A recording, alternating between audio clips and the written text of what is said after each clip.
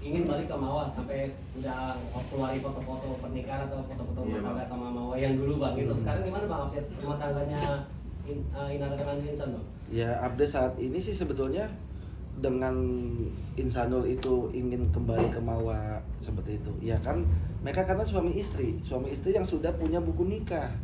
Jadi wajar-wajar aja mereka memang sampai saat ini masih suami istri. Terhadap Inara ya mungkin hubungannya tidak sebagus sebelum-sebelumnya. Seperti itu. Mereka juga jarang mereka terlihat berdua. Kami pun sering berkunjung ketemu ya kan di luar, itu juga Inara juga tidak ada pendampingan dari Insanul gitu loh. Kalau kita melihat bahwa sudah mulai ada jarak, tapi apakah itu benar atau tidaknya hanya mereka lah yang tahu seperti itu, karena kami melihatnya sih arahnya seperti itu. Pak, Tapi udah ada dari bentuk kuasa talak hukumnya atau Insan kan dilepas bilang mungkin bang sama Insan bang? Udah ada talak atau dilepas mungkin Inaranya sama Insan? Sejauh ini sih belum, karena kalau toh ada hal yang sifatnya talak, tentu kami pasti tahu seperti itu. Pak, dari kuasa hukum Insan kan menyatakan Inara sama Insan sudah pisah rumah. Sejak kapan sih Pak mungkin hal itu? Sebetulnya gejala itu dari mulai akhir Desember. Dari mulai akhir Desember di minggu ketiga, minggu keempat itu memang ada gejala ke sana. Tetapi memang jujur aja Inara pun juga sudah siap dengan kondisi hal terburuk apapun. Bila mana memang Insanul harus melepas Inara pun juga sudah siap. Bang, kalau nggak salah dari pengacara Insanul bilang Insanul dikasih waktu sama Inara untuk menyelesaikan masalah ini sebelum puasa gitu, bener nggak sih bang, dan seperti apa gitu? Nah ini kalau udah bicara ke Insanul, saya kadang kurang update nih kebenarannya seperti itu. Gitu. Bang, berarti statusnya masih digantung ya bang? Inara ini sama Insanul bang? Dicerai enggak, terus dipertahankan juga udah agak enggak? Ya, jadi dibilang menggantung sih enggak juga ya. Ya mereka juga pasti masih berkomunikasi, pasti mereka juga satu dua sekali pasti masih ketemu. Cuma tidak semesra yang kalau kita bicara November, awal-awal Desember seperti itu. Sudah mulai apalagi masuk Januari sudah saya melihatnya mereka berjalan sendiri-sendiri seperti itu. Bang, Inara ada sakit hati nggak sih bang kayak manis pak? Habis manis pak dibuang nih bang, terus Insannya balik lagi ke istri pertama. Saya yakin dari awal pun, karena awalnya kan Inara juga tidak tahu bahwa Insanul sudah beristri. Tapi dengan adanya seperti ini ya lambat laun dia juga siap, dan dia harus siap Inara dengan kondisi yang ada, karena ya biar gimana pun Insanul masih punya istri sahnya yang adalah Mawa. Kalau memang dia mau kembali, itu haknya dia untuk kembali gitu. Jadi intinya Inara pun siap. Tapi Inara sendiri mau mempertahankan atau mau melepas bang? Nah itu Inara bila keinginan Inara sebetulnya mau mempertahankan, tetapi ya kan dengan suatu kondisi-kondisi yang memang nggak memungkinkan, dia juga siap untuk berpisah seperti itu. Bang, banyak yang bilang juga ini akal-akalan biar nggak kena masalah hukum nih bang nih. Gimana bang tanggapannya bang? Masalah hukum apa? Masalah hukum Laporan yang awal. laporan Perjinahan, jadi Ya sebetulnya sih kita berasumsi sih sah-sah aja ya. Orang berpikir apakah ini menjadi akal-akalan, ini akal bulus aja nih kan begitu kan, ataukah ini memang fakta ya kan. Memang kami pun juga tidak melihat kedua-duanya seperti itu. Nah kami yang saat ini menjalankan konsisten bahwa kami yakin ya kan yang namanya perdamaian itu akan terwujud. Bang, kan selama ini Inara dituntut untuk menunjukkan bukti pernikahan siri sama Insanul gitu. Sampai detik ini juga belum terlihat apakah alasannya Inara untuk menahan itu bang, atau seperti apa? Sebetulnya syarat itu kan diberikan kepada suaminya, bukan kepada Inara. Jadi itu bukan hak kami untuk jawab seperti itu. Bang, ini Bang kemarin supir Inara Rusli diperiksa nih terkait illegal akses buka rekaman CCTV karena ada suara ART yang mendengar suara aneh di lantai 3, mungkin seperti apa Bang? Jadi sini saya luruskan ya, sopir itu tidak tinggal di dalam rumah itu, dia tidak tinggal di situ. Jadi dia ke lantai 2 dan lantai 3 aja dia tidak diperbolehkan gitu. Jadi dia selama ini cuma di lantai 1 untuk datang menjemput segala macam ya, antar jemput anak-anak segala macam.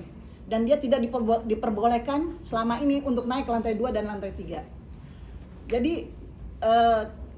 Inara sendiri tidak tahu mengapa itu bisa diambil oleh siapa sopirnya itu. Mungkin saya tambahkan dikit ya. Saya juga udah melihat responnya atau pembicaraan dari pengacara, saya lupa namanya pengacaranya, dari Agung, seperti yang kemarin di BAP, ya kan. Pertama yang saya simak adalah bahwa selama ini supirnya itu adalah yang gaji adalah fee, seperti itu, sampai dengan terjadinya perceraian, sampai dengan sebelum kasus ini adalah ya kan seperti itu. Intinya pasca perceraian juga. Itu di statementnya dia ya yang saya tangkap di media, ya kan, itu adalah digaji oleh fee, seperti itu. Nah, dia pun akhirnya diberhentikan karena adanya dikhawatirkan terlibat dalam adanya kasus yang mengarah kepada Inara, seperti itu. Artinya bahwa supir ini masih di dalam kekuasaan fee.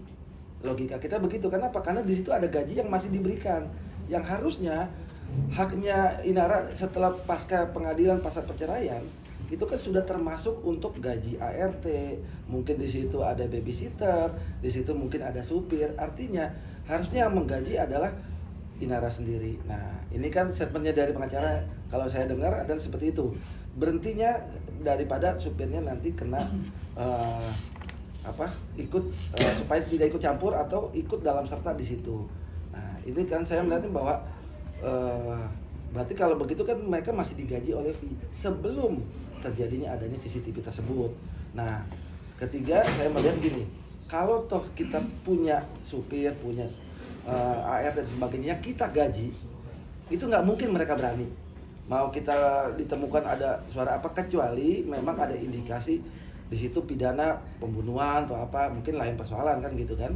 Nah, apapun yang dia dengar, ya nggak mungkin juga kalau kita punya karyawan yang kita gaji tiba-tiba berinisiatif, ya kan, bukannya menanyakan tetapi adalah dia melihat dari memori atau dia melihat dari CCTV ada apa sih, seperti itu.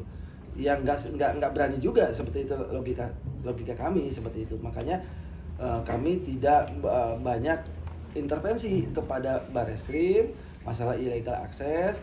Kami menghormati, itu juga banyak temuan-temuan yang kami juga tidak tahu, karena yang kami ucapkan adalah apa yang kami lihat di media. Ada hal-hal yang sebetulnya bisa menjadi suatu temuan lah, seperti itu aja sih. Bang, untuk RJ kan ditolak, masih ada usaha untuk perdamaian atau seperti apa sekarang? Ya, RJ itu tetap sampai kasus ini mau dilarikan kemana. Misal kalau memang dia sudah naik di P21, kan kita bisa lakukan juga RJ itu di kejaksaan.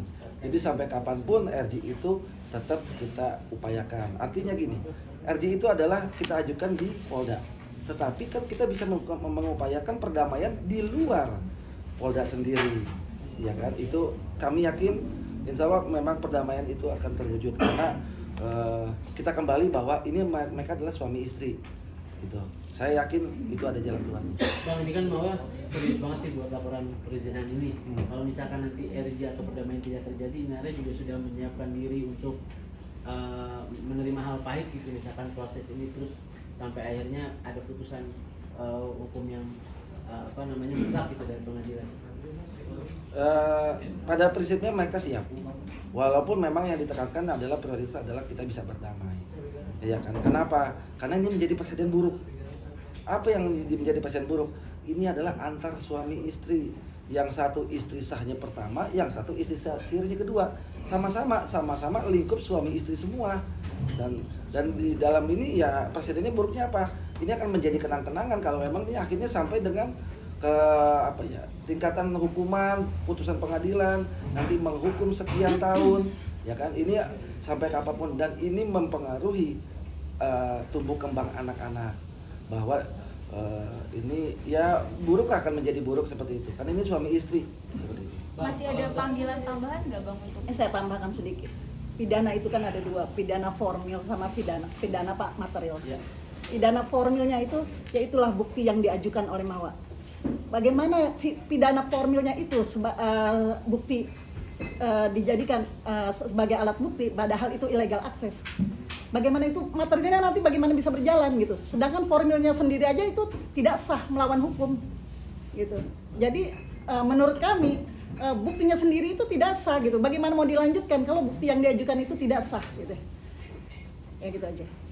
Masih ada panggilan Satu lagi tambahan? Bang, kondisi mental Inara sekarang seperti apa? Kan banyak dihujat sama masyarakat nih sekarang ini Bang, ditambah cancel kultur juga dan banyak mungkin job-job yang dibatalkan gitu ya.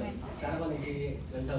Nah ini dia, kalau bicara mental udah pasti ya kena mental lah Inara, ya kan. Apalagi ditambah yang terakhir ini dia tidak kunjung tiba anaknya yang memang di bawah penguasaan dia harusnya.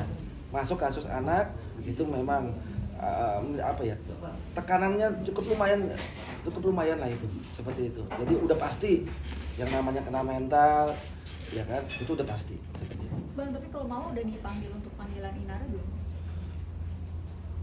Untuk panggilan yang di Barreskrim, Iya.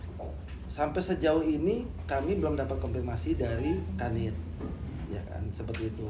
Saat ini yang masih dipanggil, yang kemarin sudah adalah Agung. Setelah itu mereka memang satu-satu tuh ada pembantu rumah tangganya. Nanti larinya kemana? Nanti kita lihat aja. Menurut penyidik itu akan lari kemana? Siapa yang nanti harus dipanggil dan sebagainya? Karena kami belum